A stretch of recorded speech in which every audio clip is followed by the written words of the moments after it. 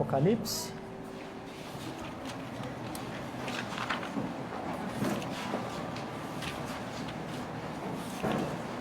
Capítulo 4 de Apocalipse, no verso 1 em diante.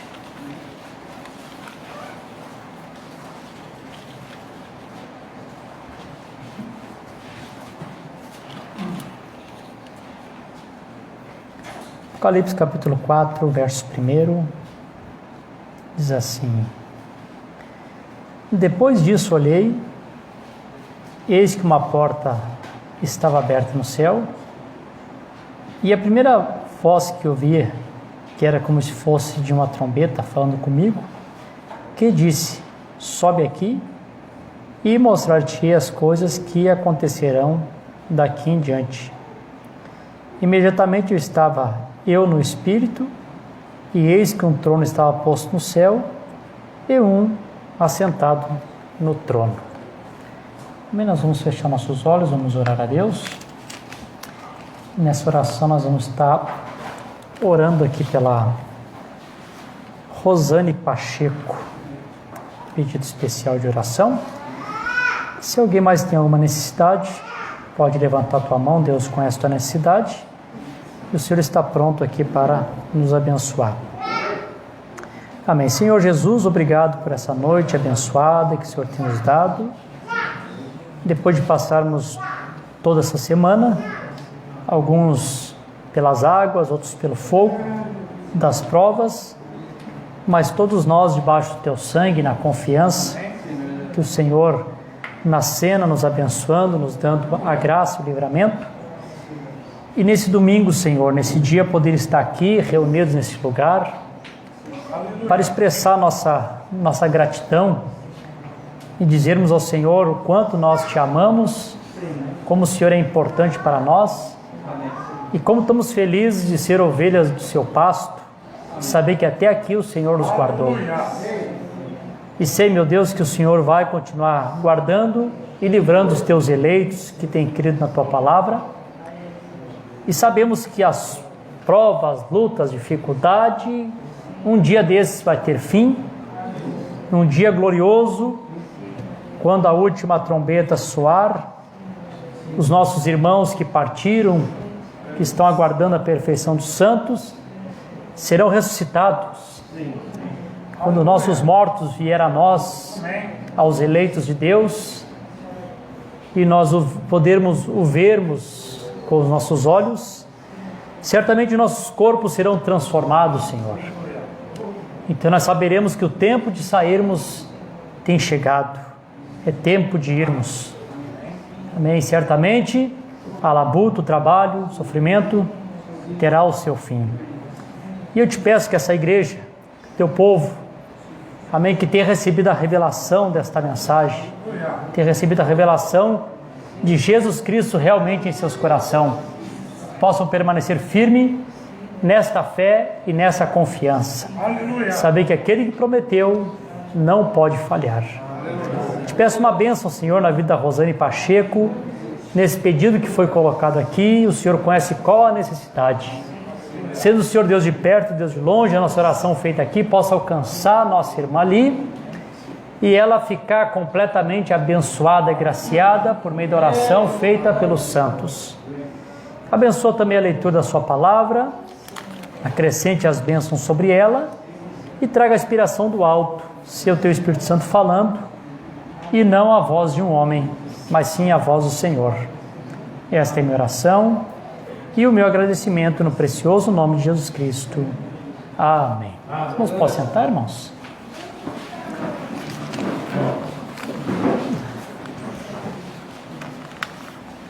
Amém, graças a Deus, nós estamos felizes, né, irmãos, de estarmos aqui, amém, nesta noite, reunidos neste lugar. Temos louvado o Senhor, os nossos louvores têm estado tão bom, que a gente poderia ficar cantando a noite toda, né, amém, os irmãos realmente têm louvado a Deus, né, como o Espírito Santo fica feliz de olhar e ver com que os irmãos estão realmente abrindo o coração, né, através dos louvores. Nós temos esse momento dessa meia hora de cântico, tão ungida, né, tão especial. Prepara aqui o ambiente para que Deus possa falar conosco por meio de sua palavra. Eu repito de novo, né, Deus abençoe essa mocidade aqui, pequena, mas que eles têm feito bastante, né? Eles têm se esforçado, eles têm tocado, eles têm cantado. Hoje tivemos um pouquinho de dificuldade, chegamos aqui, devido à chuva, estava molhado o tabernáculo. Eles mesmos já foram botando pano no rodo, já limparam, já prepararam, já ensaiaram. Já estavam aqui de noite, agora cantando, louvando a Deus. Que Deus conserve eles debaixo dessa unção, né? Amém? Eu creio que, amém, Deus tem uma mocidade, amém, que será testemunho para esta era, que moços e moças podem servir a Deus e darem testemunho da palavra, né? Posso continuar sempre dando testemunho da palavra. Os irmãos estão felizes? Amém. Também nessa noite está conosco a nossa irmã Eva, né? Rosa. Não sei de onde eu tirei Eva. Rosa. A irmã Rosa, que está ali acompanhando o nosso irmão Ricardo. O Ricardo já veio acho que umas 3, 4 vezes aqui, né? Já esteve conosco. E a nossa irmã Rosa é a primeira vez. A irmã Rosa ontem esteve ali com o irmão Ricardo na minha casa. E houve sim bastante atrapalhos, né? Faltou luz. O GPS mandou os irmãos lá para a beira do rio. Eles foram costeando o rio. Quase se perderam, né? Mas graças a Deus que a gente conseguiu entrar em contato. Os telefones funcionaram. Fui lá buscar os irmãos na ponte. E parece um sinal de Deus. Quando os irmãos sentaram ali, a luz voltou. E a gente podemos ter ali um bom tempo de companheirismo. E o irmão Ricardo tinha me falado que ia levar a irmã lá para nós conhecermos. E a princípio eu achei que a irmã era de alguma denominação, né? Aí eu fiquei mais feliz ainda quando a irmã disse, não, já sou batizado na mensagem, eu sou uma águia que meti um pouquinho alguns galinheiros aí, mas já estou ouvindo a voz da grande águia, já estou saindo para fora. A irmã foi batizada pelo saudoso pastor Manuel Rondão, né? Pai do pastor Samuel. Amém. Então que Deus abençoe a nossa irmã Rosa, que a irmã seja sempre bem-vinda no nosso meio. Também a menina é sua filha? Como é que é o nome dela? Micaele. Ah, não é tá, bom, Ricardo, né? Tá bom. Então, amém. Que os irmãos sejam bem-vindos. Vamos dar uma salva de palmas para Jesus.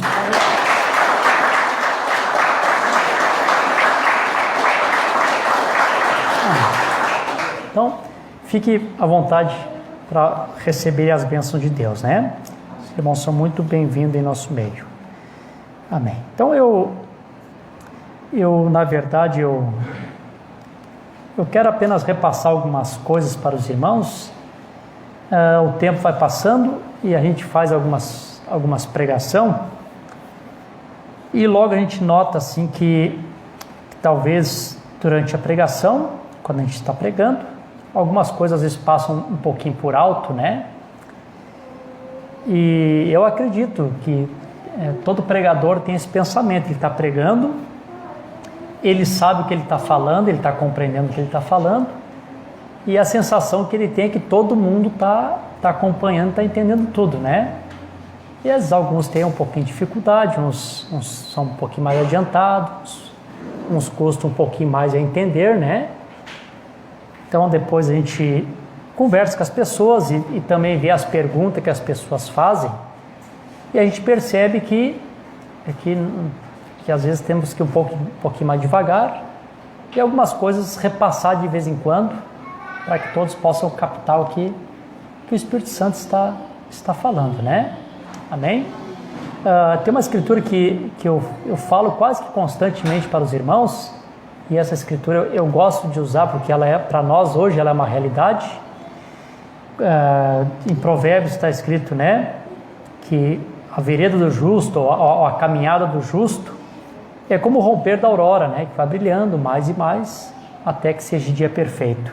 Amém. Interessante, quando o irmão Ricardo e a irmã Rosa chegaram lá em casa ontem, nós estávamos com a velinha acesa, né, e eu contando para os irmãos que eu me criei com luz de vela, estava acostumado com a vela acesa, né, mas ontem parecia tão escuro, umas velas, né? Acendemos 2 para ver se ficava um pouquinho melhor, mas continua escuro, né? Então, coisa triste quando você já tem uma luz mais forte e você realmente não se conforma com apenas uma velinha, né? Então, eu creio que essa é a razão que a irmã participou um pouquinho lá da Assembleia e não... pouca luz, né, irmã? Fica difícil, né? Depois de estar acostumado com...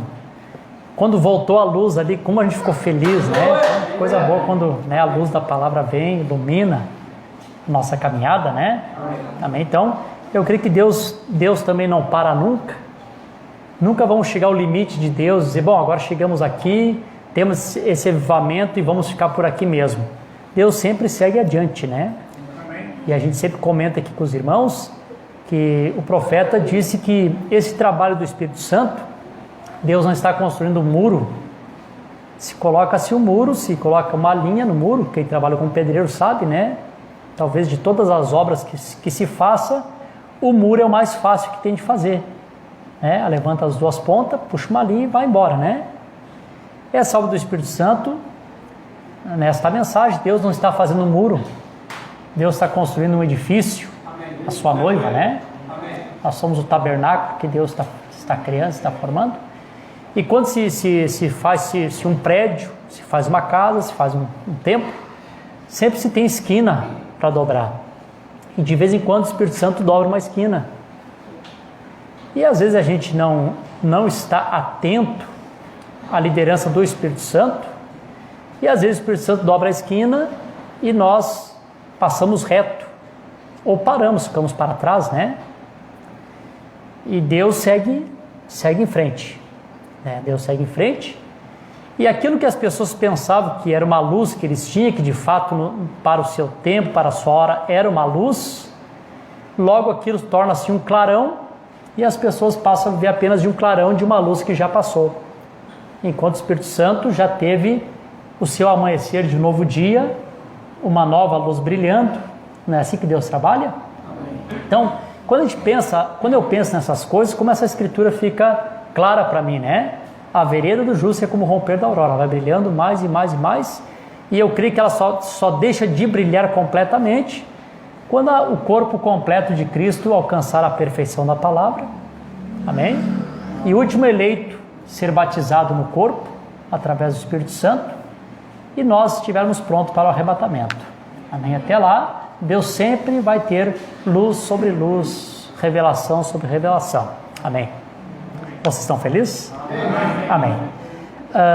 Outra coisinha que eu queria dizer para os irmãos, que também já falamos aqui, mas só para retornar nessa parte aqui.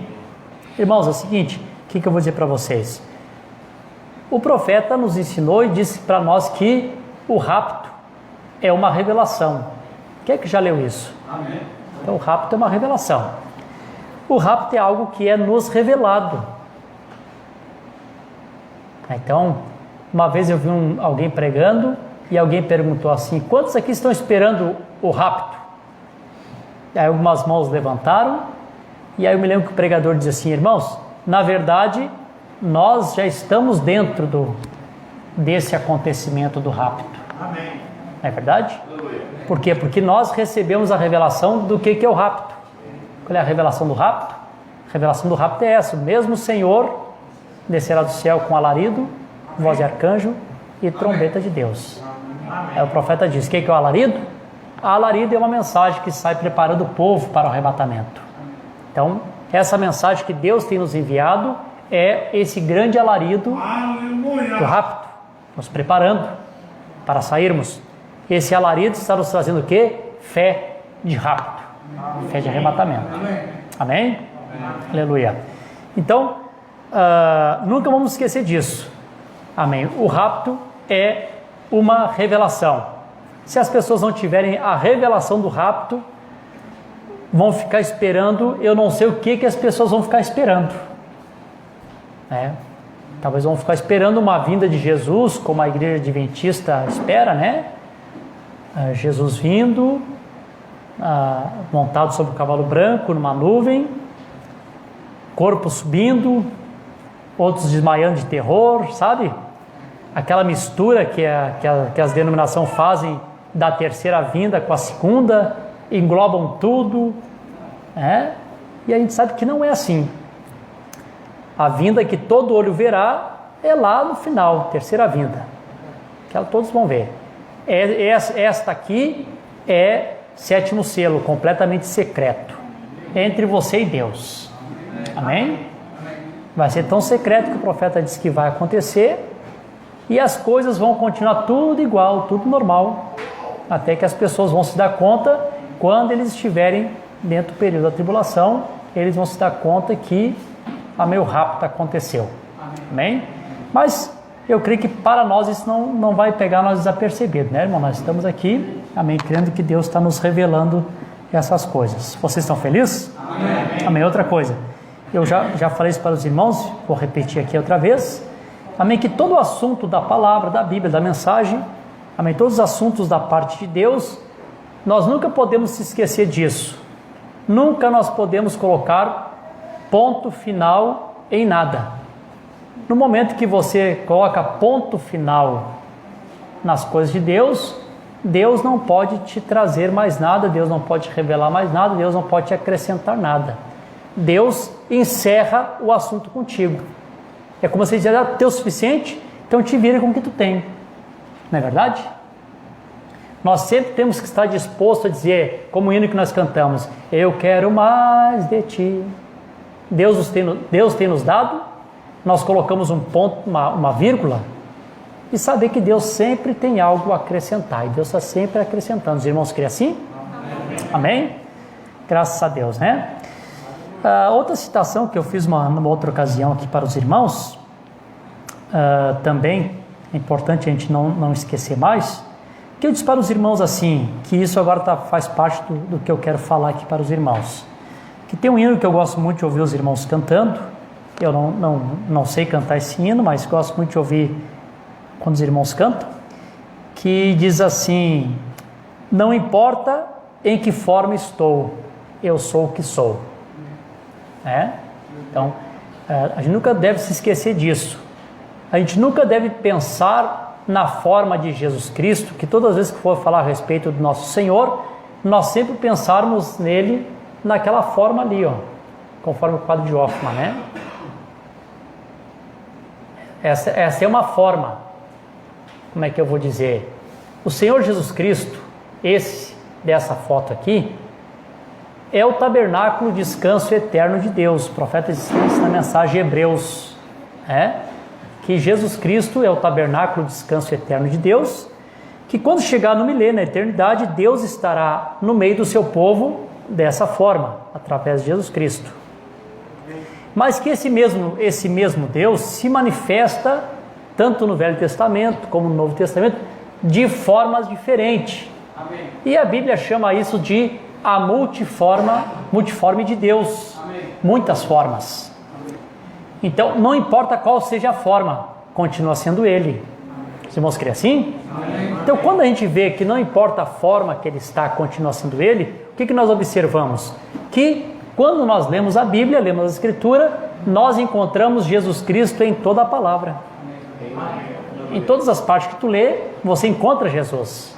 E o profeta diz, se você lê a Escritura e você não encontrar Ele, volta, leia de novo, porque você o leu mal. Então Jesus Cristo está em toda a sua palavra. Amém?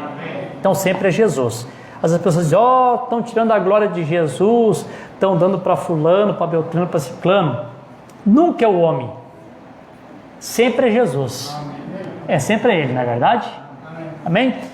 Tem uma escritura em Êxodo, depois os irmãos chegar em casa, os irmãos pode ler essa escritura, amém, que diz assim, que Moisés estava lá pastoreando as ovelhas do seu sogro, do Jetro. Daqui um pouquinho o anjo do Senhor, os irmãos lê lá, está escrito assim, que o anjo do Senhor desceu naquela sarça. E aquela sarça começou a se queimar, a arder em chamas, queimava e não se consumia. Estava o anjo do Senhor.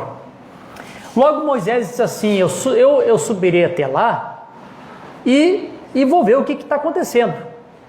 Quando Moisés começa a se aproximar, a Bíblia diz que do meio da sarça sai uma voz que diz assim, não te chega para cá, tira o sapato que está nos teus pés, porque o lugar que tu pisas é santo. Amém. E mais, eu sou o Senhor Deus de Abraão, de Isaac e de Jacó. Amém. Mas pense nisso. O que a Bíblia diz que desceu na sarça? Não foi o anjo do Senhor? Mas quando o anjo do Senhor fala, ele fala como se fosse o próprio Deus já. Por quê? Então não importa se estava na forma de um anjo ou na forma de um fogo queimando a sarça, continuava sendo o Senhor. Não é isso? Então quando ele fala, ele diz, né? Então não importa a forma que ele estava, continuava sendo Deus.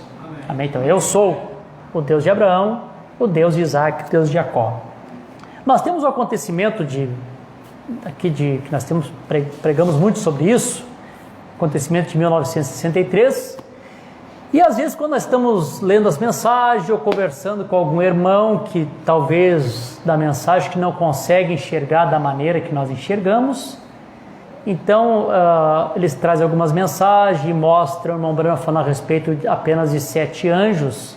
Mas irmãos, os irmãos que lêem mensagem, porque é coisa boa você conversar com pessoas que lêem a mensagem, conhecem a mensagem, não é verdade?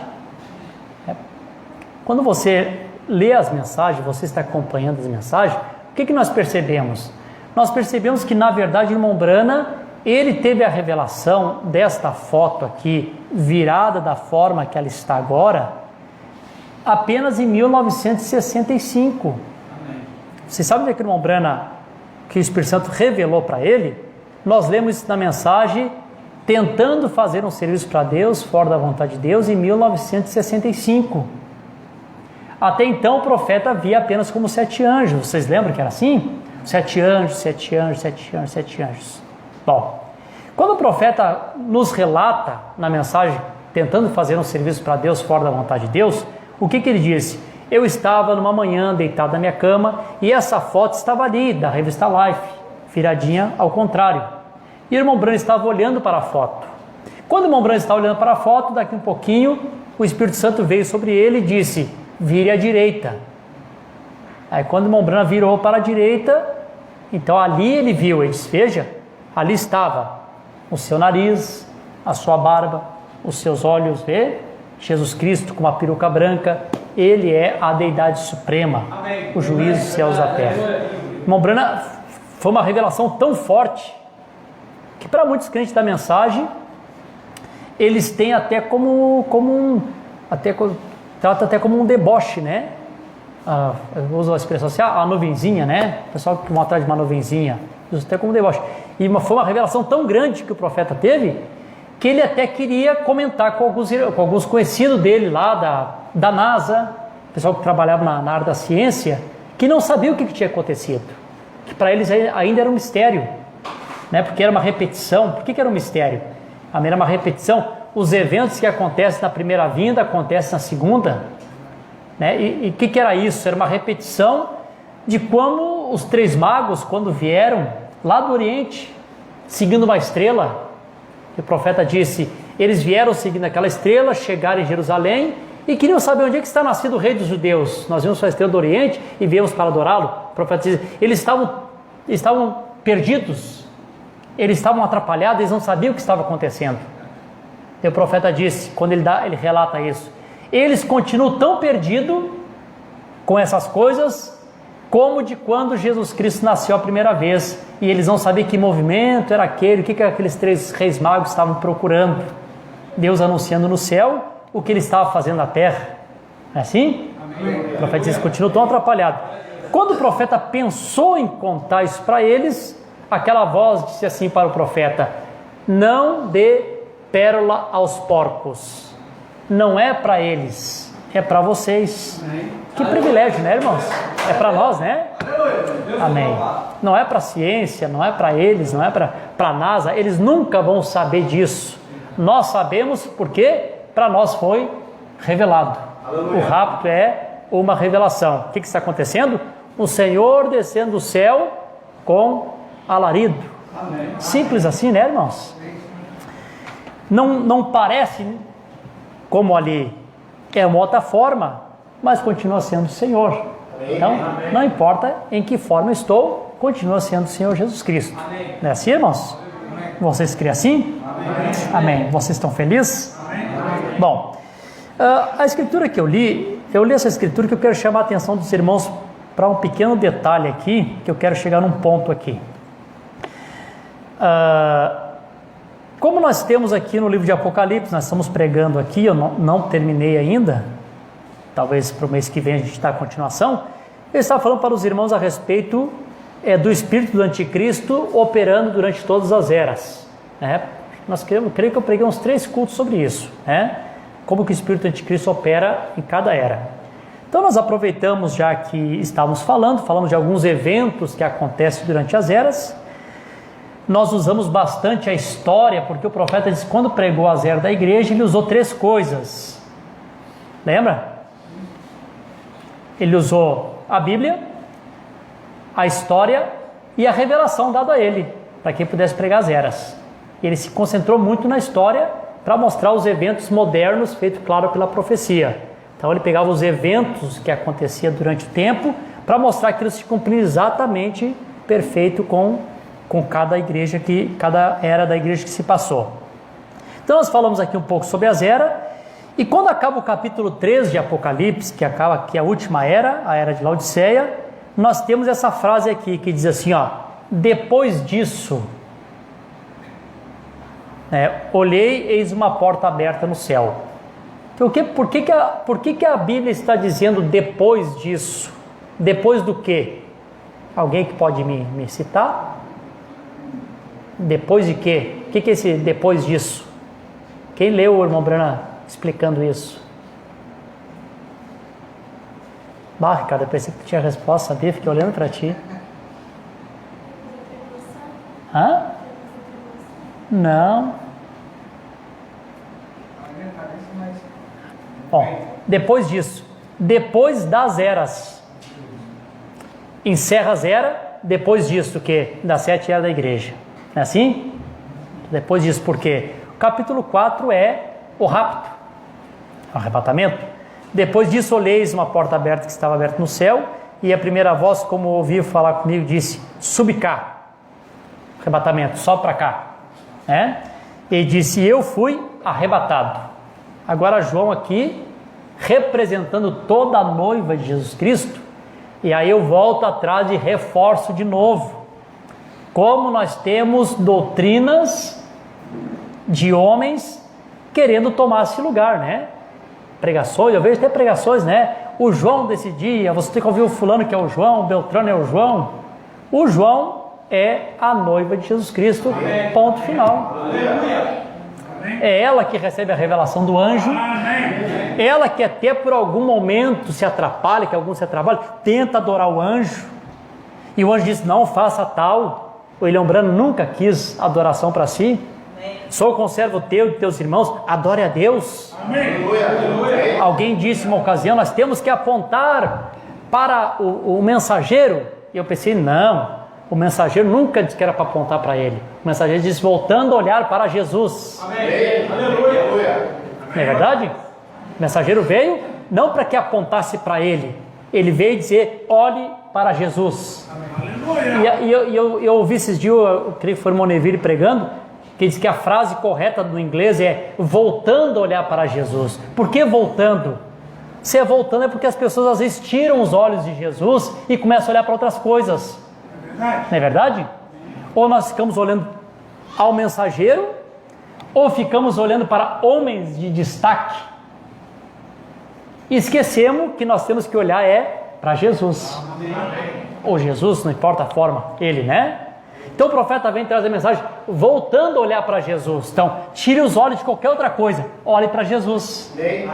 Irmãos, se tu tirar os olhos de outras coisas e olhar somente para Jesus, tu não tropeça, tu não luta, tu não entra em dificuldade. Amém?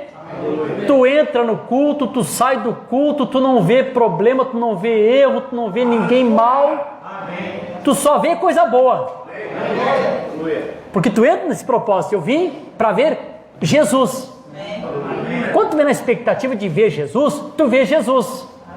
Se tu vem numa expectativa assim, eu vou dar uma olhadinha como é que funciona lá, quais são os problemas. Ih, rapaz, vamos encontrar tantos problemas entre as pessoas. E principalmente na gente mesmo, a gente dá uma paradinha, olhar para nós, a gente fica um pouquinho decepcionado, né? Aleluia. Que nem eu sempre costumo dizer, né? A tendência nossa é criar a expectativa de ver as coisas erradas daqui para lá, né? Quando nós olhamos daqui para cá, que decepção que dá na gente, né? Quando a gente descobre o que é o ser humano, né? Então, irmãos, o nosso foco é olhar para Jesus, é Ele. Amém. Vocês estão felizes? Amém. Amém. Então aqui, capítulo 4, perfeitamente, depois dessas coisas, depois que passa as eras da igreja, então nós temos esse grande acontecimento, o rapto da igreja. Aí nós temos uma escritura que o profeta usou bastante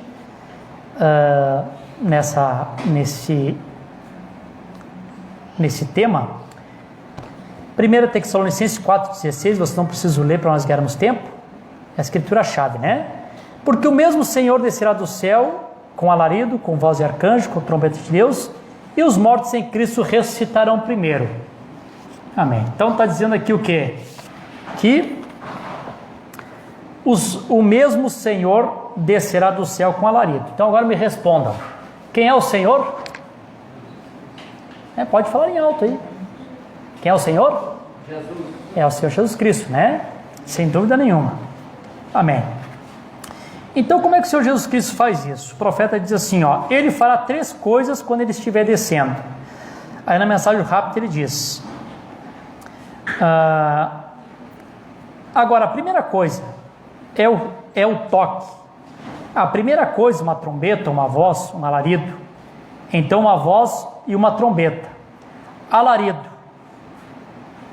Quem é que traz o alarido? O Senhor. O mesmo Senhor descerá do céu com alarido, né? Então, alarido. Um mensageiro aprontando o povo. Amém. Os irmãos compreendem isso? Amém. Era o Senhor, não era o Senhor? Amém. Mas como que esse Senhor vem? Através de um profeta, Amém, trazendo o alarido para aprontar o povo. Irmãos, não estamos tirando os olhos do Senhor Jesus Cristo, continua sendo o Senhor Jesus Cristo. Nosso Senhor Jesus Cristo, através de um ministério profético. Então, o Senhor descerá do céu com alarido. Aleluia. Eu falei outro dia para os irmãos aqui no culto, a respeito desse assunto, e disse para os irmãos o seguinte, amém, que hoje nós compreendemos por que Deus conservou aquele homem, William Branham, na sua infância, e Deus disse assim para ele, nunca beba, nunca fuma, nunca corrompa o teu corpo, quando tu tiveres mais idade, eu tenho um trabalho para realizar através de ti. Por que Deus estava conservando aquele corpo? Depois, mais tarde, o profeta pregando a mensagem, ele sempre fazia questão de mostrar para nós que no tempo do fim nós teríamos a manifestação do Filho do Homem, que nós pregamos tanto aqui sobre a manifestação do Filho do Homem, e que um tempo atrás, uns anos atrás, Mondaravas, que é antigo na mensagem, sabe que isso é verdade, irmão José ali, os mais antigos, sabe, irmão Antônio, irmão Manuel, que tinha um tempo que as pessoas até confundiam e diziam assim, que o profeta era o Filho do Homem. E eu era novo na mensagem, estava começando minha caminhada, e eu me lembro que as pessoas diziam, o profeta é o Filho do Homem. Muito tempo a gente caminhou pensando nisso, até que um dia o profeta, por meio da mensagem, traz o esclarecimento e diz assim, eu não sou o Filho do Homem, eu sou um Filho do Homem manifestando o Filho do Homem. O Filho do Homem é Jesus. Ele esclarece bem. Até se os irmãos querem referência disso, nós temos a mensagem, fez as trombetas, os ungidos dos últimos dias, também no finalzinho ele traz bem claro ali, né? Eu só estava de em pé, não era eu, era ele. Ele só usou minha voz. Nunca é o homem, nunca foi o mensageiro, é Jesus. O que era? Deus tomando um corpo emprestado para cumprir a escritura lá de Lucas, capítulo 17, 26 em diante, que diz que assim como foi nos dias de Sodoma, seria nos dias em que o Filho do Homem fosse revelado. E como é que foi nos dias de Sodoma? Nos dias de Sodoma, Deus preparou um corpo, diz o profeta, está nas mensagens de Hebreus, preparou um corpo, entrou naquele corpo e através daquele corpo ele manifestou o Filho do Homem. Aquele corpo não era o corpo permanente de Deus. Aquele corpo era um corpo temporário, um corpo intermediário. Os irmãos compreendem isso, né? Era um corpo que passaria. Logo que ele manifesta o Filho do Homem naquele corpo, o profeta diz que aquele corpo se extinguiu. Deus continua sendo o mesmo. Amém? Aleluia. Por quê? Porque o corpo, o tabernáculo eterno de Deus é o Senhor Jesus Cristo. Lembra de Malaquias capítulo 3? Eis que envio o meu mensageiro que preparará o caminho diante de mim. Então virá o seu templo, o Senhor a quem vos buscais. Esse é o templo de Deus. Os outros foram todos corpos intermediários, temporários.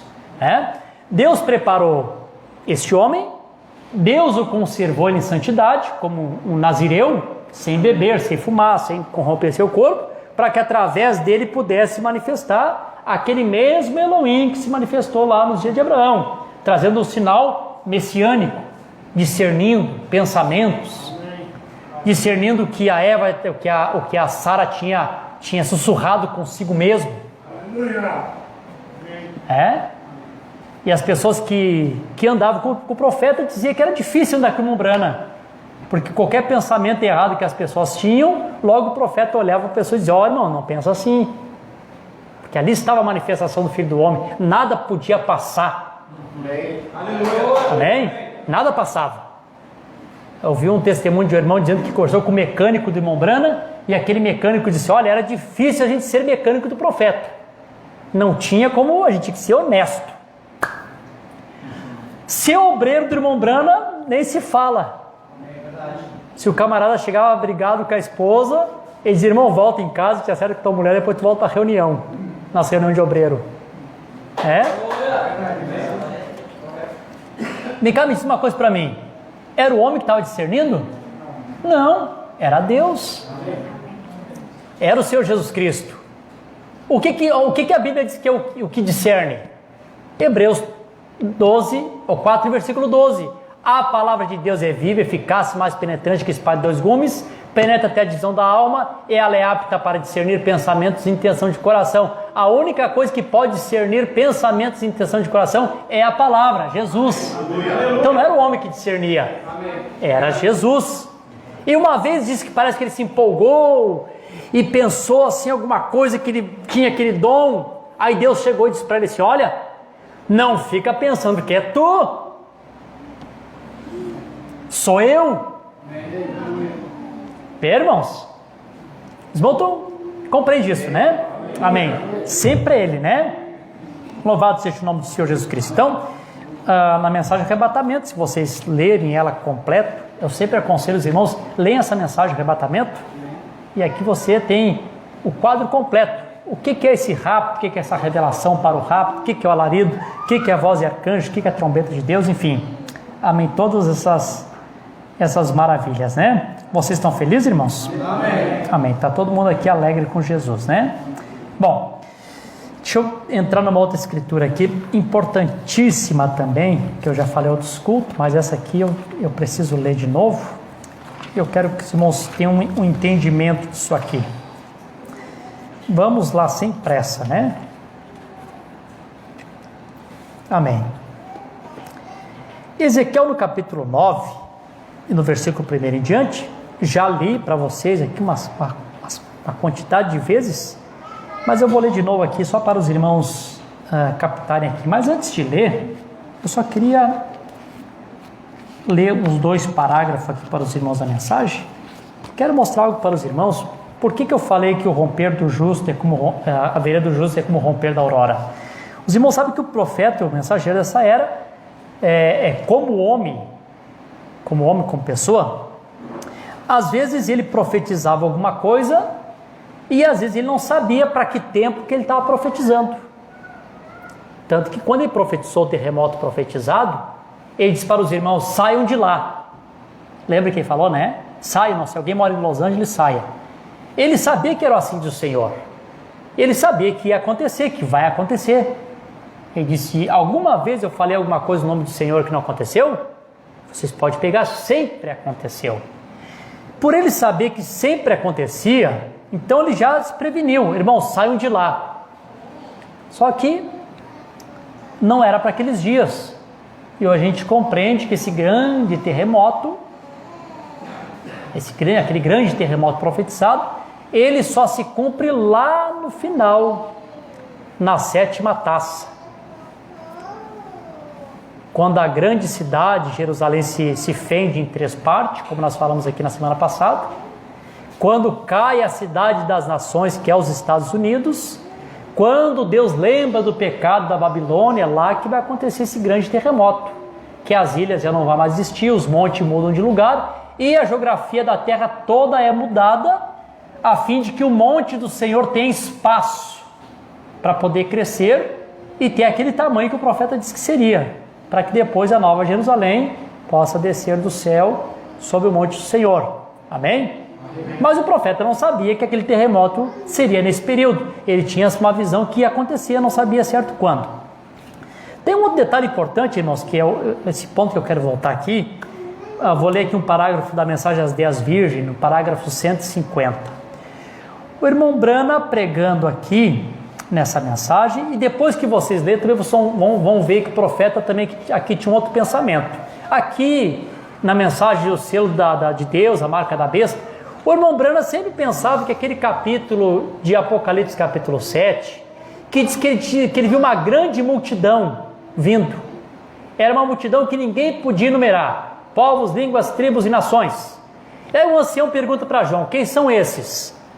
Aí João diz: Senhor, tu sabes. Ele disse: esses são aqueles que vieram da grande tribulação. O irmão Brana dizia assim: esta é a noiva de Jesus Cristo, que vem debaixo de tribulações e perseguições. Lembra que o profeta diz isso aí? Para a mensagem da marca da besta, o selo de Deus. Aqui na mensagem às 10 Virgens também, o profeta olhava para aquela igreja, porque as virgens Nessa, irmãos, como eu falei no culto passado, não é um outro tipo de semente. As virgens Nessa é tão trigo quanto a noiva que sobe no rapto. A única diferença é que a noiva que sobe no rapto é o grão amadurecido, que amadureceu na presença do sol, na ira do Senhor. Você entende isso? Amém. Ela amadurece, então ela está pronta para ir para o celeiro. A que fica verde tem que ir para a estufa, tribulação. Mas olhando é a mesma semente, só tem essa diferença. Então quando o profeta olha para esse quadro de Apocalipse capítulo 7, dessa grande multidão vindo, ela é tão semelhante à noiva de Jesus Cristo. Viram que a Nessa é muito semelhante? Ela é tão semelhante que por um momento o profeta olhava ela como se ela fosse a noiva eleita, a que tinha subido no arrebatamento. Claro, quando o profeta chegou lá no 7º selo, então lá no 7º selo ele corrigiu, ele disse: não, esses aqui não é a noiva, esses aqui é as virginécias que vêm do período da tribulação e agora estão diante do Cordeiro. Então lá ele corrige. Estão me entendendo? Está todo mundo captando? Se por acaso vier qualquer pingo de sono em vocês, repreenda que é o diabo, viu? Porque se tu for para casa, tu vai ficar acordado até meia-noite, ou olhando alguma coisa no computador, ou conversando. Então já vai expulsando, sai Satanás do sono. Amém. Vamos lá. O irmão Brana tinha um outro pensamento interessante. O irmão Brana pensava até um certo ponto, até um certo tempo. Olha, irmãos, preste bem atenção nisso aqui, que isso aqui é importante, hein? Amém. Ele pensava, porque às vezes as pessoas lêem a mensagem antes da revelação dos selos e não compreendem, irmãos, se embaraçam todo. O profeta pensava que os judeus receberiam o evangelho antes do rapto. Sabia disso? Que teve um período que o profeta pensava isso? Quer ver? Eu vou ler aqui para os irmãos para não ficar nas minhas palavras. 150 mensagens às 10 virgens. E aí vem os seus 144 mil que receberão o evangelho depois que nós. Eles não podem recebê-los ao mesmo tempo que a luz está sobre os gentios. Os judeus estão sendo enganados e escondendo isto. Agora, quando a luz, os gentios são tomados, então o Espírito vem sobre 2 para testemunhar a eles, Moisés e Elias. Então os judeus o recebem. Quem são 144 mil? Das tribos perdidas de Israel, que receberão o evangelho. E a noiva será levada. Vê o pensamento que o profeta tinha? Olha o pensamento, vamos lá. A noiva de Jesus Cristo recebe o Espírito Santo, ela estaria pronta, logo o Espírito Santo voltaria aos 144 mil através do ministério de Moisés e Elias, eles receberiam o Evangelho, quando eles recebessem, a noiva seria levada, é o que ele está dizendo aqui. Era o pensamento que ele tinha. Claro que a gente sabe que depois ele percebeu que não era. Então ele tinha esse pensamento que eles seriam raptados depois que os judeus recebessem o Evangelho. E isso foi tão forte no ministério do irmão Brana, esse pensamento, que os irmãos diziam para o irmão Brana assim: irmão Brana, havia uns irmãos, irmão Argabright, mais ou menos assim o nome, difícil falar, né? Argabright. Era um missionário que estava pregando para os judeus. Mas, irmão, não adianta querer pregar letras, palavras para os judeus. Irmãos, eu vi um debate de um pastor contra um rabino. Irmão, coitado do pastor, aquele rabino esmagou, triturou com aquele pastor. Os argumentos que ele pegou do Velho Testamento, ele não deu chance nenhuma para o pastor. Tinha uma plateia de rabinos que estavam assistindo a palestra, chegavam a dar risada e aplaudir. Já ficou se ficar feio, né? O assessor do pastor disse assim: olha, vamos parar com o debate, porque essas perguntas que está fazendo não estavam no plano, não estavam no programa, o pastor não se preparou para isso. Se foi horrível, foi feio. E o profeta sabia disso. O profeta sabia que a única coisa que pode convencer um judeu, irmão, é o sinal messiânico. Amém. Claro que é. Quer escritura? Vamos lá. Duas escrituras que o profeta sempre citava. Quando Natanael veio na reunião do Senhor Jesus Cristo, Jesus olhou para Natanael e disse assim: ó, antes que Filipe te chamasse, eu te vi tu debaixo da figueira. Opa! Aleluia. Senhor meu e Deus meu. Por quê, irmão? Ele sabia que o Messias teria esse discernimento. Ele era um verdadeiro israelita. A mulher do poço era uma desviada. Se desviou, viveu uma vida promíscua. Mas antes de ela se desviar, ela ouviu uma mensagem. E essa mensagem que ela ouviu dizer era essa: um dia o Messias virá. Aleluia. E ele será um profeta. Aleluia. E esse profeta Messias, ele vai ter o discernimento dos pensamentos e intenção de coração. E ela recebeu aquilo como uma semente. Logo aconteceu problemas na vida dela, não se sabe. E a coitada acaba se desviando, ficando tempo fora. Aí se casou com um, se casou com dois, se casou com três, se casou com quatro, se casou com cinco. Estava vendo com o sexto. Um dia ela encontra Jesus. Quando ela encontrou Jesus ali no poço, Jesus começa a conversar com ela. Aí tem os outros detalhes que não precisamos entrar aqui, só passar pelo corpo e espírito. Mas quando Jesus chega naquele ápice, né? Que ele disse: olha, isto, mulher, tu disseste com verdade, que tu não tem marido. Pois tu teve 5 e o que tu vive agora não é teu. Opa! Olha como a semente se desperta agora. Vejo que tu é profeta. E mais ainda. E eu sei que quando o Messias vier, ele vai nos dizer essas coisas. Eu sou o que falo contigo. Não precisou Jesus abrir Bíblia, provar nada para ela. Ela creu, ali estava o sinal do Messias. Ela sai correndo, volta para sua terra. Vinde, vede, homem que me revelou toda a minha vida. Vê se não é esse o Messias. E o irmão Branham sabia que o judeu só pode captar através do sinal messiânico. Bom, eu vi o neto do missionário irmão Martins, o Davi, conversou com meus irmãos quando eles estiveram ali em São Paulo, e ele contou uma história para eles ali, que os irmãos da mensagem, que conheciam alguns rabinos de Jerusalém, lá de Israel, levaram aquele filme, O Fundo Clama Outro Fundo, e disse que colocou para eles assistir. Eu quero colocar alguma coisa, um negócio que eu quero que vocês assistam, eu quero que vocês avaliem isso.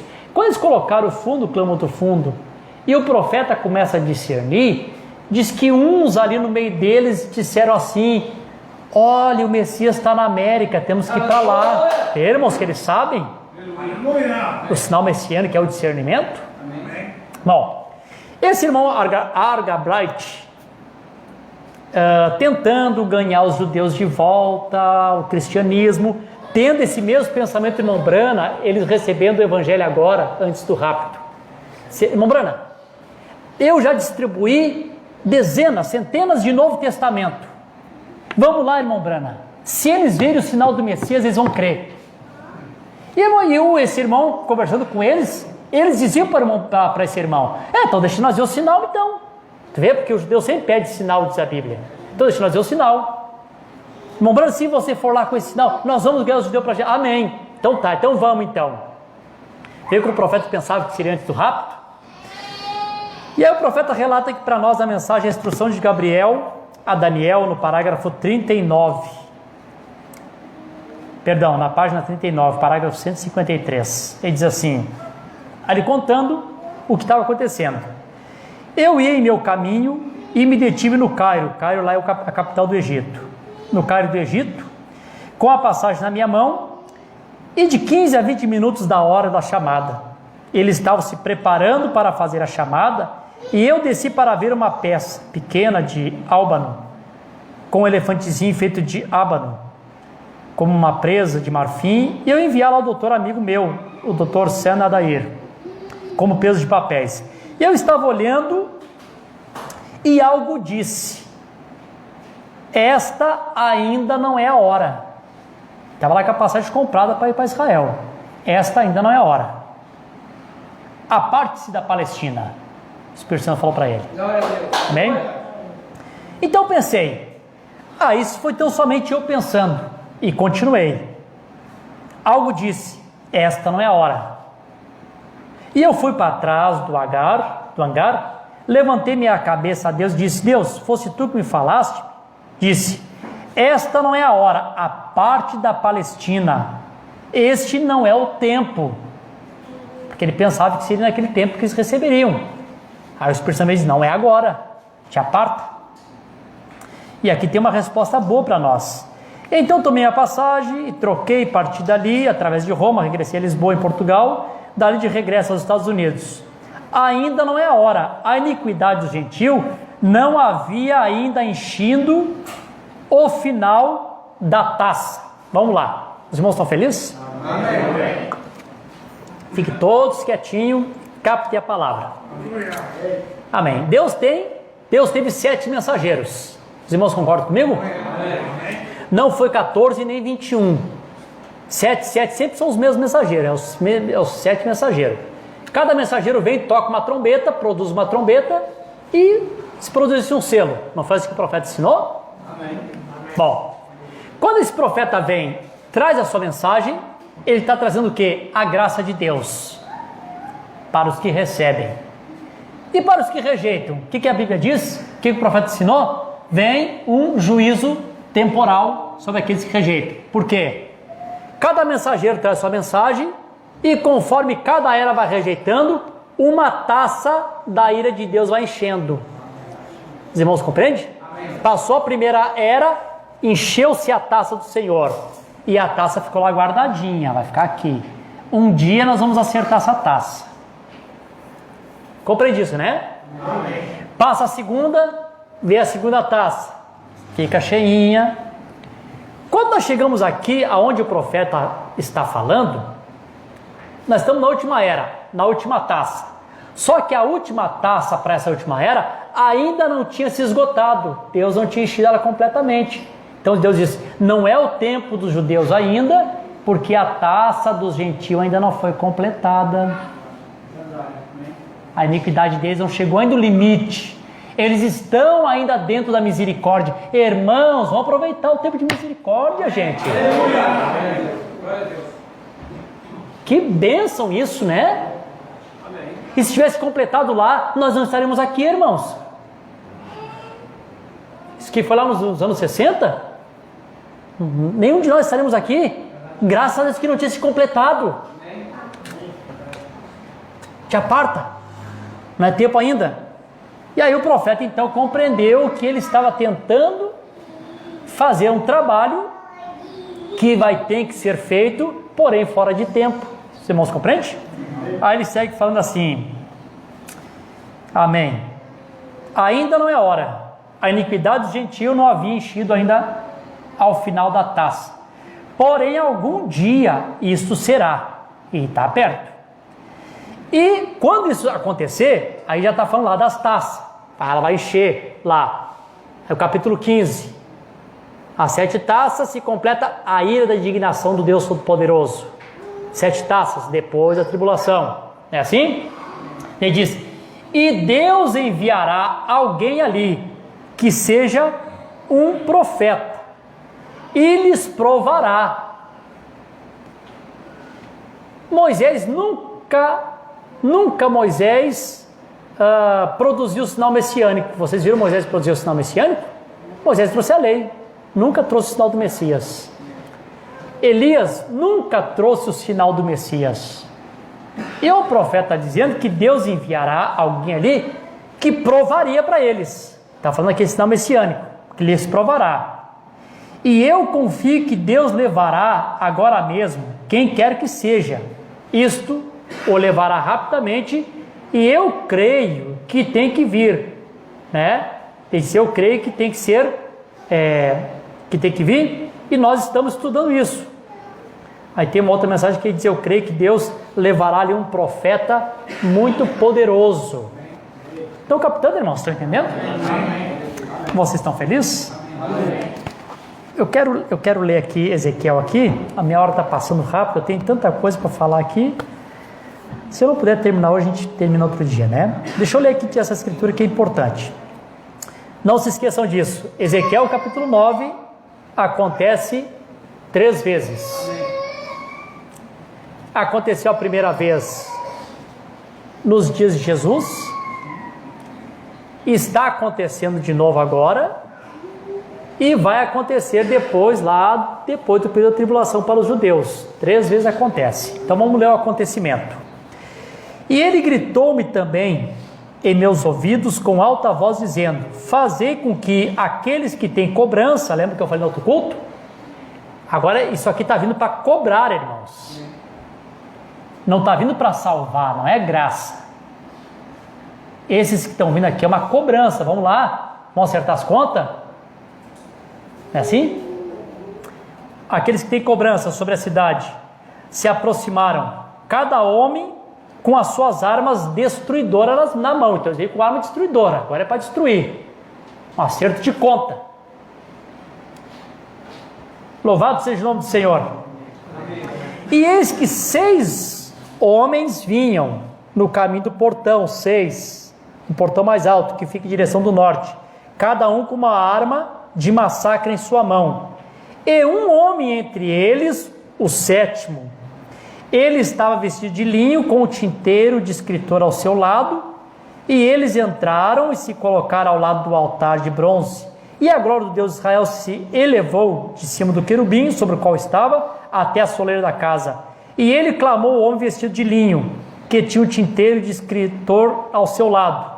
O Senhor lhe disse: vá pelo meio da cidade, pelo meio de Jerusalém, e põe uma marca sobre a testa dos homens que suspiram e choram por causa de todas as abominações que são feitas no meio dela. E os outros, disse eu, ao meu ouvido: ide após ele através da cidade e feri, não poupe os vossos olhos, nem tende pena, matai totalmente, velhos, jovens, donzelas, crianças, pequenos e mulheres, mas não chegueis perto de nenhum homem sobre o qual estiver a marca, o selo de Deus. Aqui tem um outro ponto importante, irmãos. Não tem como a destruição vir e matar o selado. É a razão por que nós pregamos tanto tempo aqui, porque os 144 mil não pode morrer. A Bíblia mostra que eles não podem morrer. Não se achega a eles. Os que estão selados não, mata o resto. Os que estão selados não, esse tu popa. Vamos lá. A primeira vez que aconteceu isso, o Espírito Santo desceu no dia de Pentecoste, no ano 33. O que era isso? Deus dando a ordem para o homem de linho selar aqueles que estavam gemendo pelas imundícies que acontecem sobre a terra. Não é assim? Irmãos, alguém deve ter lido aqui, eu vou perguntar, eu quero que vocês me respondam. O profeta citou o nome da primeira era, de quem era esse homem de linho. Vocês querem que está lembrado aqui quem é que o profeta citou?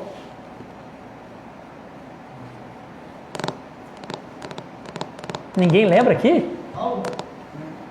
Quase. Depois também, porque depois assinalamos, mais de um também, né? Mas o homem que o profeta citou, o profeta disse, ó, foi o apóstolo Pedro. Aquela chave que Deus deu para ele, essa cinta com a partinha do selo, era a chave que ele tinha. Aí o profeta diz assim, ó, para os judeus, Pedro abre a porta no dia de Pentecoste e eles recebem o Espírito Santo. Filipe estava em Samaria, tendo um avivamento, batizou uns quantos no nome do Senhor Jesus Cristo. E eu sempre ficava pensando, por que o Filipe, cheio do Espírito Santo, não orou para que eles recebessem o Espírito Santo, se ele também era um homem de Deus? Aí o profeta diz, não podia. Pedro tinha a chave, ele tinha que abrir a porta para os samaritanos também, e ele era o anjo selador. Está vendo, irmãos? Amém. Mas não é o Espírito Santo, é o Espírito Santo num homem. Amém, amém Jesus? Amém. Glória a Deus. Aí Pedro foi lá, abriu a porta para o samaritano, e o samaritano recebe o Espírito Santo. Aí depois, quando Pedro está lá na casa de Jope, com todo aquele pensamento ainda meio judaico, aí porque ele tem aquela visão, o profeta diz, Deus trabalha nas duas pontas. Ele viu descer aquele lençol com todos aqueles animais perecíveis, e o Senhor disse, Pedro, mata eles e come. Senhor, eu nunca coloquei coisa imunda na minha boca. Olha, Pedro, não disse que aquilo é imundo, aquilo que eu tenho purificado. E isso repetiu 3 vezes. Deus trabalha numa ponta, o profeta de Deus trabalha nas duas pontas, e na outra ponta, o Cornélio orando, um fundo clamando. Amém. Quando aquele fundo está clamando, o anjo do Senhor aparece. Aleluia. Por que o anjo do Senhor não trouxe o Espírito Santo para eles? Aleluia. Porque o homem que tinha a cinta do tinteiro era Pedro, não era o anjo. Aleluia. Aí vai o seguinte, manda em Jope. Lá tu vai encontrar, lá na casa de um Simão, um curtidor, lá um homem chamado Simão Pedro, e ele vai dizer para ti o que tem que fazer. Pedro vai na casa de Cornélio e abre a porta para os gentios. Vê, irmãos? Não é perfeita a escritura? Aleluia. Amém. Vocês estão felizes? Amém. O Espírito Santo passou através de homens e selou aqueles irmãos da primeira era. Bom, quando veio a destruição, quando os homens da destruição vieram, aqueles que tinham as armas destruidoras vieram, entraram na cidade. Me respondam para mim aqui, vocês que conhecem a mensagem. Eles destruíram a todos os judeus que existiam? Quem foi que escapou?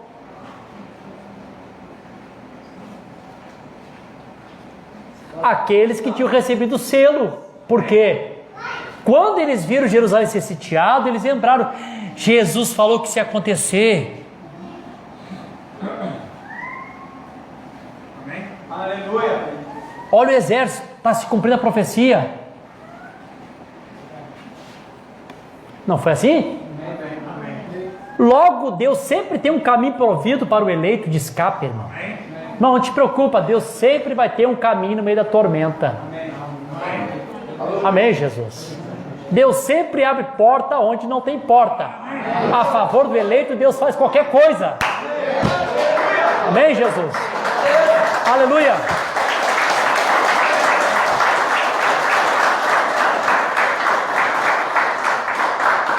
Amém. Que caminho que Deus provém? O imperador morre, o sítio se abre. Quando o sítio se abre, aqueles que estavam selados, que tinham a palavra guardada no coração, escaparam, fugiram. Então, poupa, não toque neles, não podia tocar neles. Eles saem de Jerusalém, e aí depois, sim, agora vocês passam pela cidade e matam a todos, não poupem ninguém. Vocês estão felizes? Amém. Amém. Quer ver, irmãos, como é? Só vou ler aqui o último versículo aqui do capítulo 9, só para vocês verem que é o Espírito Santo em homem. Né? Você tem a mensagem, a Bíblia fala isso, olha só como é que diz aqui no versículo 11. Aleluia. E eis que o homem vestido de linho, que tinha o tinteiro ao seu lado, reportou ao assunto dizendo, eu tenho feito como tu me ordenaste. Se fosse o Espírito Santo literal, ele não estaria reportando a ninguém, porque o Espírito Santo é o próprio Deus. Vocês creem assim? Amém. Ou nós cremos numa trindade? Eu não creio em trindade. O profeta pregando a mensagem de fundo, clama outro fundo, como é que ele clama? Eu afirmo, não há 2 Espíritos Santos. Então o Espírito Santo pode estar reportando a outro Espírito Santo. Vê? é homem, reportando: ó Senhor, preguei o que era para pregar, trouxe a tua palavra. Amém. Os que tinham que ser selados foram selados. Aleluia. Irmãos, isso aconteceu nessa era ou não aconteceu? Sim. Essa ordem não foi dada? Volte ao tabernáculo. Amém. Coloque o sinal neles. O que era isso? Outra vez, um homem recebendo a ordem, passa pelo tabernáculo, sela eles, dá o selo para eles, dá o Espírito Santo para eles, através dessa mensagem. Irmãos, fora dessa mensagem não tem Espírito Santo. Fora dessa mensagem pode ter restauração de dons, pode ter dons espiritual, sensações, arrepio. O Espírito Santo, o selo de Deus, está nessa mensagem. Isso é o selo de Deus. Deus enviou um anjo selador nessa era. E vem cá, e quando vier a destruição, todos vão ser mortos? Não, Senhor, tem uma noiva que sobe no rapto viva. Aleluia! Glória a Deus!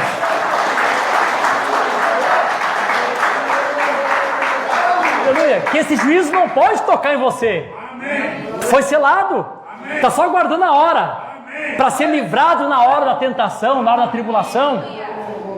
Quando chegar o momento, essa noiva sobe no arrebatamento, aí sim, agora sim, passa e destrói tudo. Amém. Não poupe ninguém. Amém. Vocês estão felizes? Amém. Irmãos, a hora passou ali bastante. Só mais 5 minutos, eu quero só mostrar mais uma escritura aqui. Essa aqui eu preciso mostrar para os irmãos. Deixa eu só ver onde é que eu estou aqui. No livro de Daniel. Eu amo a palavra. Vocês amam a palavra também, irmãos? Só vou ler um parágrafo rapidinho aqui, nessa escritura, e quero que os irmãos notem bem aqui. Capítulo 12 do livro do profeta Daniel, começar do verso 5 em diante. Diz assim, olha o que Daniel está dizendo na visão. Você sabe que o capítulo 12 aqui é o desfecho do plano de Deus para os judeus, né? Aqui é o desfecho final. O destino do povo de Israel, capítulo 12. Ele diz assim: então eu, Daniel, olhei, eis que lá estavam outros dois. Um nesse lado da margem do rio e o outro na outra margem, na outra parte da outra margem do rio. Bom, o que o profeta diz para nós que rio significa? Mas nesse caso aqui, rio, irmãos, quando água significa povos, assim, o senhor está certo também. Mas quando se refere à palavra rio, né? Geralmente significa morte.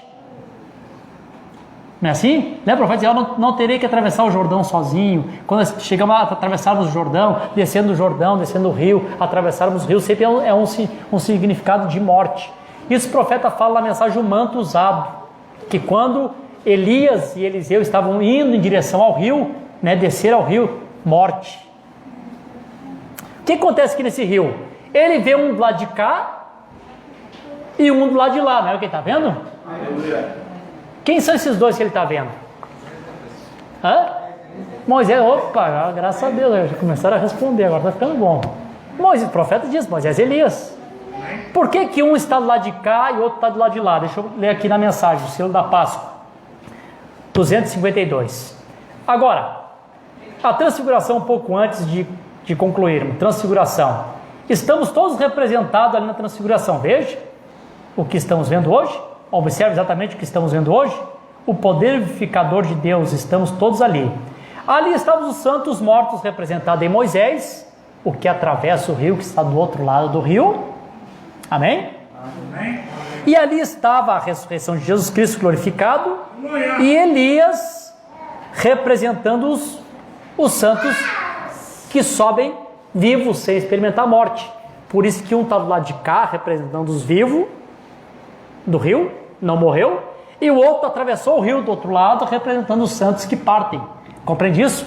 Amém. Então ali está Moisés e Elias. Vocês estão felizes? Amém. Amém. Então eu, Daniel, olhei, eis que lá estava outros dois, um nesse lado do mar, da margem do rio, e o outro daquela outra margem do rio. E um disse para o homem vestido em linhos, que estava sobre as águas. Agora aparece aqui um terceiro, né? O rio, as águas, que agora assim povos, línguas, nações, as águas, sobre as águas.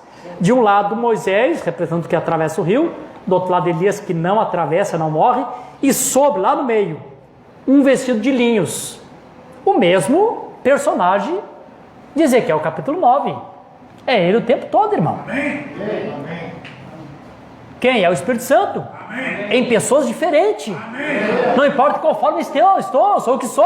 Amém. Lá na primeira era foi em Pedro. Amém. Nessa era aqui, através de William Branham. Amém. Ou vocês estão esperando outro anjo para trazer o selo de Deus para a noiva? Amém, Jesus? Amém. Agora tem esse outro que está aqui no meio, e um pergunta para ele os acontecimentos, e esse que está no meio começa a responder como vai ser os acontecimentos. Um tempo, metade de um tempo, e outro tempo, né, que seria o tempo dos judeus, né, os 3 anos e meio. Aí Deus envia um profeta que vem e ensina para nós todas essas coisas. Olha, os 1260 dias até os 3 anos e meio, que são os meus 42 meses, que é o tempo, a metade de tempo, tempo e tempo. Onde é que está Deus cumprindo essa palavra? Simples, tu lendo as mensagens há 70 em cima de Daniel. Amém. Deus respondendo. Amém. Daniel capítulo 12. Aleluia. Amém, Jesus. Aleluia. Graças a Deus, que bênção, né? Eu só vou ler aqui para encerrar aqui. Eu tenho que ler isso aqui rapidinho, irmãos. Vamos lá. Eu prometo que já encerro. Graças a Deus. Agora aqui só para... Eu tenho que falar isso aqui, irmãos, porque para algumas pessoas fica um pouco confusa. E a gente quer que os irmãos fiquem esclarecidos do que Deus está trazendo para nós. Amém. Quantos aqui sabem que o 6º selo é o período da tribulação? Levanta a mão. Amém. Todos vocês sabem que o 6º selo é o período da tribulação. O 6º selo está no capítulo 6 de Apocalipse. Ele inicia no versículo 12. O versículo 12 inicia o período da tribulação, o 6º selo. Ele termina no versículo 16, que é o último verso do capítulo 6, do 17. Olha aqui o 17. Porque vindo o grande dia da sua ira, e quem será capaz de ficar de em pé? Aqui encerra o período de tribulação, segundo o 6º selo.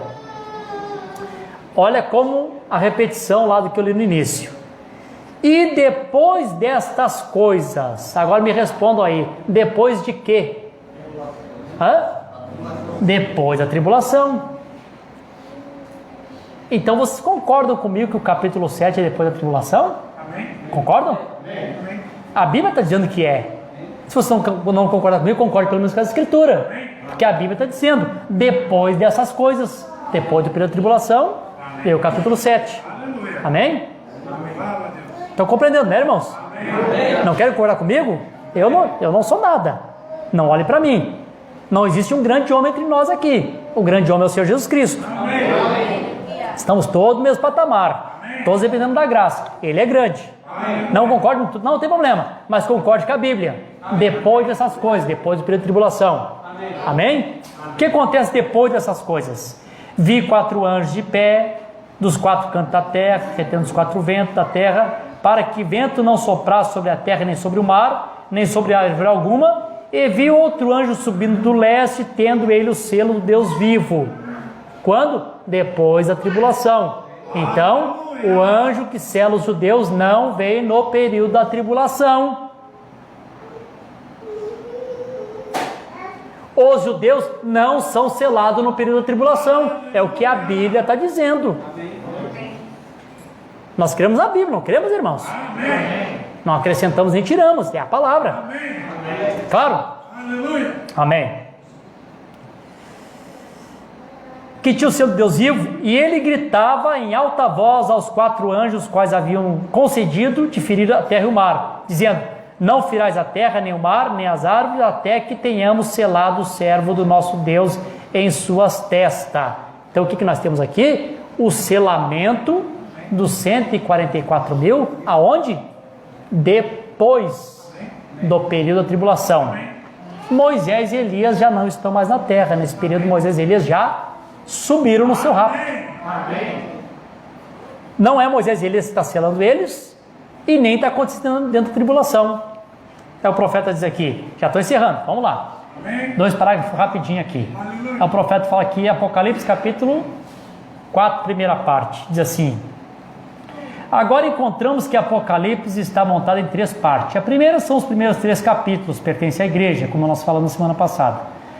A mensagem, o anjo, a igreja, o anjo da igreja. Então ele desaparece bem ali no 3º capítulo e não aparece novamente até o capítulo 19. No capítulo 19 ela retorna, então a noiva ela tem 2 papéis. Até o capítulo 3, dá um intervalo de tribulação, no capítulo 19 ela volta de novo. Não encerra o trabalho da noiva aqui com o rapto. É o que o profeta está dizendo, é o que a Bíblia diz. Dá o rapto, ela sobe, mas ela volta, porque no capítulo 19 tem acontecimentos. Compreende? Amém. Até o capítulo 19 ela retorna. E esse tempo Deus está tratando com os judeus. Então, dali em diante, está entre a vinda da grande cidade de Jerusalém e o selamento do povo de Israel. Então, o que o profeta está mostrando? Que o selamento deles acontece no regresso da noiva entre a terceira vinda e o milênio. Capítulo 19. Fica claro, irmãos? Não fica claro? Amém. E aqui o parágrafo, né, chave, que nós usamos, que eu só não apanhei com esse parágrafo, porque eu não estava fisicamente no lugar, mas apanhei em palavras com esse parágrafo que eu postei num grupo de pastores que eu estava. Passei o dia todo apanhando com esse parágrafo aqui. Não tem problema, tá bom, né? Apanhar por Jesus é bom, né, irmãos? O profeta diz assim: glória a Deus, eu vou encerrar agora. Agora recorde. Eu lhe disse que traria de volta a grande trombeta. Ele disse que faria aqui em Isaías. Ele disse: a grande trombeta soaria. A grande trombeta, não trombetas. Agora feça as trombetas a 2 deles, Moisés e Elias, para chamar a trombeta. Aí o profeta diz aqui numa outra parte aqui, o ministério de Moisés e Elias está entre a 6ª e a 7ª trombeta. Um intervalo entre a 6ª e a 7ª, o ministério de Moisés e Elias. Fazendo o quê? Chamando os judeus para fora do judaísmo, para eles não aceitarem a marca da besta, e também anunciando que vai chegar a grande trombeta. Vê? São coisas diferentes. Moisés e Elias para anunciar, para chamar a grande trombeta. Mas sobre a grande trombeta, aqui está o detalhe aqui, irmãos, que é a parte, por isso que eu falei o tempo todo, não importa em que forma estou, era isso aqui que eu queria mostrar para os irmãos, que as pessoas se confundem. A vinda do Senhor para anunciar José. Quem é José? É Jesus Cristo. E quem é o Senhor? É Jesus Cristo, mas é Jesus Cristo anunciando ele vindo fisicamente. É a mesma de Tessalonicenses, o mesmo Senhor descerá do céu. Era Jesus? É ou não é? Mas como? Através do ministério profético. E aqui outra vez, o Senhor anunciando a chegada de José. O Senhor de novo, através de um profeta, para anunciar a chegada de José, o filho da prosperidade. O Senhor Jesus Cristo mesmo, que vem e coloca os seus pés no Monte das Oliveiras. Amém, Jesus? Amém. Que se dá a conhecer aos seus irmãos. Amém. Quantas vezes José se deu a conhecer aos seus irmãos? Não. Quantas vezes José tem audiência com seus irmãos? Melhor perguntando. Quem já leu lá em Gênesis? 2 vezes. Como é que ele fala a primeira vez com eles? Através de um intérprete. Através do inglês. Aleluia. Amém, Jesus. Aleluia. Aí depois, quando fica claro para eles, glória a Deus. Aí ele fala no hebraico, tá aqui, vem me abraça, eu sou vosso irmão, José. Amém. Deus abençoe os irmãos. Vamos colocar de pé. Aleluia. Bem, pega o violão aqui, Natanael. Vamos cantar um corinho aqui. Que bom. Coração, nós vamos estar despedindo nosso culto abençoado. Vamos lá, faz o sol.